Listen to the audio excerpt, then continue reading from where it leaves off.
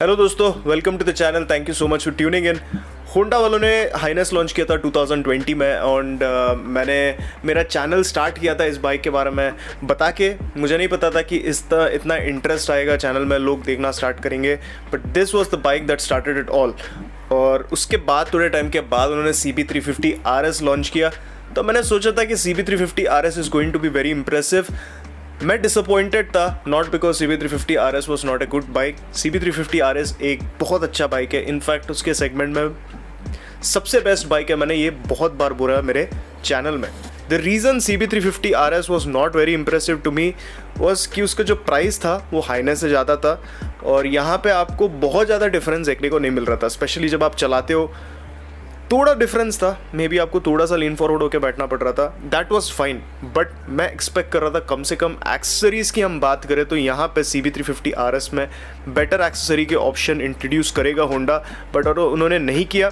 In fact Highness से भी कम accessories थे CB350 RS के लिए। अब ये एक्सेसरीज़ को लेके बहुत प्रॉब्लम हो रहा था। अब होंडा ने प्लान किया है कि वो एक्सेसरीज़ लॉन्च करेंगे हाईनेस के लिए और एक ऑल न्यू बाइक लॉन्च करेंगे। मैकेनिकली कोई चेंजेस नहीं होने वाला है, बट कॉस्मेटिक चेंजेस आएंगे। कैफे रेजर का डिज़ाइन लॉन्च करने वाले। इस बाइक के डिटेल्स दूंगा मैं आपको आज, और आपको ये भी बताऊंगा कि आपको ये वेट करना चाहिए या नहीं। शायद हमारा जो ब्रिगेड का कन्फ्यूजन चल रहा था इतने टाइम से, वो बहुत जल्दी क्लियर होने वाला है, और हम एक्सपेक्ट कर सकते हैं कि किस तरह का बाइक ये लॉन्च करेंगे। होंडा फोकस करना चाह रहा है बिजनेस को बढ़ाने के लिए इंडिया में, और आप देखते हो तो जो मार्केट है, रॉयल एनफील्ड उसका किंग है, और रॉयल एनफील्ड के पास एक स्क्रैम्बलर टाइप का बाइक है, हंटर है, जो कम्यूट करने के लिए आप यूज़ कर सकते हो। जैसे शॉर्ट राइड्स करना है आपको, ट्रैफिक में चलाना है, क्योंकि बाइक काफ़ी कॉम्पैक्ट है, लाइट वेट है। और अगर आप क्रूज़र बाइक की बात करें तो वहाँ पे मीटियोर अवेलेबल है, और अगर नॉर्मल आपको कभी कभी सिटी में चलाना है, हाईवे में कम्यूट करना है, तो वहाँ पे क्लासिक है। तो इतने सारे ऑप्शन जब होते हैं, कस्टमर्स के पास एक फ्रीडम होता है कि जो उनको चाहिए वो जाके आराम से चूज़ करके ले लें शोरूम से। और यहाँ पे होंडा के पास भी सिमिलर ऑप्शंस अवेलेबल है। CB350 RS जो है एक कॉम्पैक्ट सा लाइट वेट स्पोर्टी सा बाइक है, और हाईनेस उनके लिए जो टूरिंग करना चाहते हैं। तो मिसिंग था एक स्क्रैम्बलर, और मैं रिक्वेस्ट करूँगा अगर मेरे को पॉसिबल होगा होंडा को कि प्लीज़ जब आप स्क्रैम्बलर बाइक को लॉन्च करोगे इंडिया में, प्लीज़ प्राइस का थोड़ा ध्यान देना, क्योंकि जो हंटर 350 है उसके प्राइस में बहुत ज़्यादा डिफरेंस है कंपेयर टू क्लासिक और Meteor. And one thing is very sad to me कि होंडा क्वालिटी ऑफर कर रहा है, चलो वो तो ठीक है, बट वो सेफ्टी ऑफर कर रहा है, स्लिपर क्लच दे रहा है, बेटर ब्रेक्स ऑफर कर रहा है, और उसके बाद आपको ड्यूअल चैनल ABS दे रहा है standard across all the variants. फिर भी रॉयल एनफील्ड जो स्टैंडर्ड ABS नहीं देता है, वो महीने में 26,000 का सेल्स नंबर प्रोड्यूस किया है। एट द सेम टाइम अगर आप इसको होंडा के साथ कंपेयर करोगे, होंडा ने 1000 यूनिट्स, अराउंड 1000 यूनिट्स उन्होंने सेल किया है। दैट मीन्स कि रॉयल एनफील्ड 26 टाइम्स ज़्यादा सेल कर रहा है। और जब होंडा इतना अच्छा क्वालिटी दे रहा है, रिफाइनमेंट दे रहा है, सेफ्टी दे रहा है, फिर भी लोग रॉयल एनफील्ड में इसीलिए जाना चाहते हैं क्योंकि उनका एक्सेसरी सपोर्ट और कंपनी का पोस्ट परचेस एक्सपीरियंस जो होता है वो बेटर है। तो होंडा को ज़रूर इस पर काम करना चाहिए, क्योंकि वो मार्केट में लीड करना चाहते हैं, और इसीलिए उन्होंने सोचा है कि वो नए बाइक्स लॉन्च करेंगे, and at the same time वो एक्सेसरी का सपोर्ट भी बढ़ाने वाले हैं CB350 के लिए। देखो, कैफे रेसर के बारे में आपको मैं सिंपल वे में बता देता हूँ। ये जो कैफे रेसर है ये एक प्रैक्टिकल ऑप्शन नहीं है। अगर आपको प्रैक्टिकल ऑप्शन चाहिए, आप पिलियन के बारे में सोचते हो, तो ये उनके लिए नहीं है। ये एक सिंगल सीट दिया जाएगा इसमें कैफे रेसर में, और आपको मैं बता दूं कि दोनों सीट के भी ऑप्शन आ सकते हैं, पिलियन का भी सीट के ऑप्शन आ सकते हैं, बट ये जो प्राइमरीली इसका जो डिज़ाइन होगा वो सिंगल सीट के साथ आने वाला है। शॉर्ट राइड्स करने के लिए यूज़ कर सकते हो। जो इंजन एरिया है वो कम्प्लीटली ब्लैकड आउट है। उसका मतलब ये नहीं है कि इसमें मैकेनिकल चेंजेस आने वाले हैं, वो उसमें कोई भी आपको मैकेनिकल चेंजेस नहीं दिखेंगे। It is a completely black unit, और जो होंडा का जहाँ लोगो आता है वो क्रोम है बस। अभी आप यहाँ पे CB350 का अगर इंजन का डिज़ाइन देखते हो, थोड़ा सा डिफरेंट है only in terms of colour and Chrome, बाकी सब सेम है, मैकेनिकली भी सेम है। और इसके बाद मेरे को एक सिग्निफिकेंट चेंज दिखा इसमें डिज़ाइन के मामले में, वो है इसका जो हेडलाइट है ना, उसको इन्होंने सराउंड किया है एक हेडलैम्प काउल के साथ, जो लुक को कम्प्लीटली चेंज कर देता है। मतलब आप सामने की तरफ से देखते हो तो आपको CB350 का याद आता है, but at the same time आपको पता चलता है कि ये कोई दूसरा मॉडल है। और उन्होंने बहुत क्लीन वे में किया है कि आपको ऐसा नहीं लगेगा कि देख के कि किसी ने इसको आफ्टर मार्केट मॉडिफाई किया है खुद से।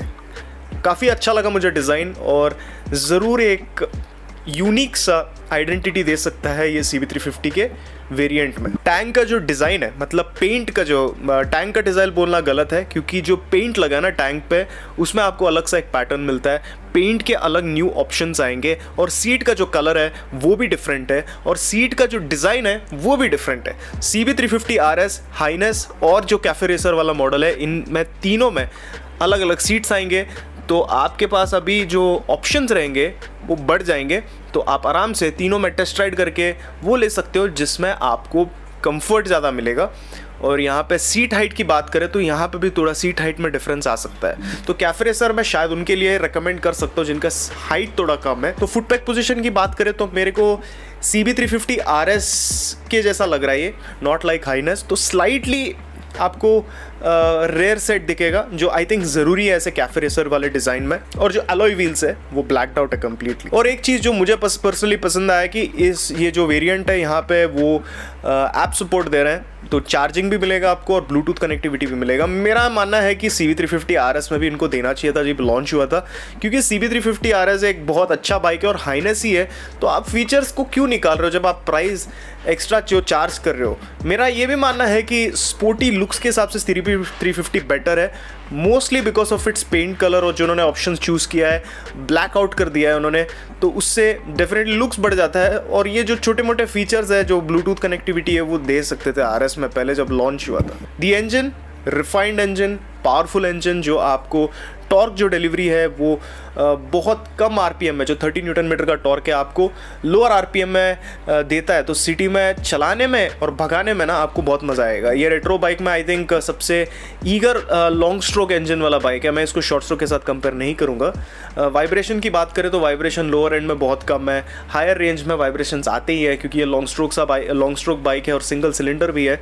बट इंजन के रिफाइनमेंट के बारे में बात करें, overall I think this is the most refined long stroke retro bike का इंजन अगर आप देखते हो तो 5 स्पीड का गियरबॉक्स है, लोग बोलेंगे भाई 6 स्पीड का होना चाहिए, कोई मतलब नहीं है CB350 में 6 स्पीड का गियरबॉक्स देके, क्योंकि जो 5 स्पीड का गियरबॉक्स है उसका भी यूजेबिलिटी बहुत ज़्यादा नहीं है। इसका मतलब ये है कि आप 40-50 के स्पीड में 5th गियर पे शिफ्ट करोगे तो इंजन बुरी तरह से नॉक होने लगता है, तो आई थिंक इसका कोई प्रॉब्लम नहीं है, 5 स्पीड गियरबॉक्स दे दो और इंजन को सेम रखो।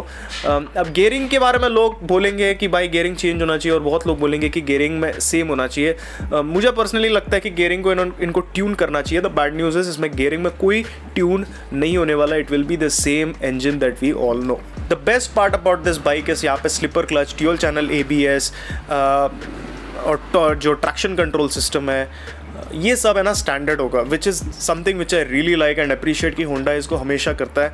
I absolutely appreciate them for this, and ये एक बहुत ज़रूरी चीज़ है। सेफ्टी में कभी कॉम्प्रोमाइज़ नहीं करना चाहिए कोई कंपनी को, और जब कोई सेफ्टी ऑफर करता है मैं हमेशा उसको हाईलाइट करके मेरे सारे वीडियोज़ में बताता हूँ। आई थिंक प्राइस की भी बात करें, मुझे लगता है कि CB350 RS और CB350 हाइनेस दोनों का प्राइस इज़ वेरी गुड। मैं RS को स्लाइटली ओवर प्राइस इसीलिए बोल रहा था क्योंकि जो फीचर्स आपको हाइनेस में मिलता है वो दे देना चाहिए था RS में, जब वो हाइनेस में दे पा रहे हैं तो RS में भी दे देना चाहिए था उनको। बट आई थिंक प्राइसिंग की बात करें compare to other Royal Enfield bikes जो हेवीली ओवर प्राइस्ड है, उनसे तो होंडा का जो प्राइसिंग है वो बहुत अच्छा है, एंड आई हाईली रिकमेंड कि आप इन बाइक्स के लिए वेट करो। बट आपको एक और बात बता देता हूँ, अगर आप प्रैक्टिकल बाइक चाहते थे अच्छे पिलियन कंफर्ट के साथ और अच्छे राइडर कंफर्ट के साथ, तो इसको अपना इग्नोर कर दो और जाके हाइनेस या RS ले लो, क्योंकि ये कैफे रेसर वाला जो मॉडल है ये कंफर्ट के लिए नहीं बना है। हाँ, आपको कंफर्ट दे देगा, बट और भी अच्छा कंफर्ट आप हाइनेस और RS से एक्सपेक्ट कर सकते हो। ब्रिगेड की बात करें तो ब्रिगेड हमें देखना पड़ेगा, मैं आपको बहुत जल्दी बोलूँगा कि यही ब्रिगेड है या और भी अच्छे ऑप्शंस आने वाले। अब नेक्स्ट इंपॉर्टेंट सा पॉइंट ये है कि जो हाइनेस है उसमें आपको एक्सेसरी के सपोर्ट मिलने वाले हैं, जैसे wind screen and also a back rest, जो बहुत अच्छा लगता है डिज़ाइन के मामले में भी। तो अगर आप मीटियोर खरीदना चाहते थे तो आप हाइनेस के एक्सेसरीज के लिए वेट कर लो, एक्सेसरीज फिट कर लो, जैसे बैक रेस्ट और उसके बाद विंड स्क्रीन, फिर आपको मीटियोर का जो फील है हाईवे में वो यहाँ पे भी मिल जाएगा। तो गाइस ये था अपडेट, और बहुत जल्दी आपको अपडेट्स लेके आऊँगा CB350 को लेके, नए मॉडल्स, एक्सेसरीज और जो कैफे रेसर का नया मॉडल आने वाला है उसके ऊपर। Take care, ride safe, wear your helmet, I will see you again, bye bye.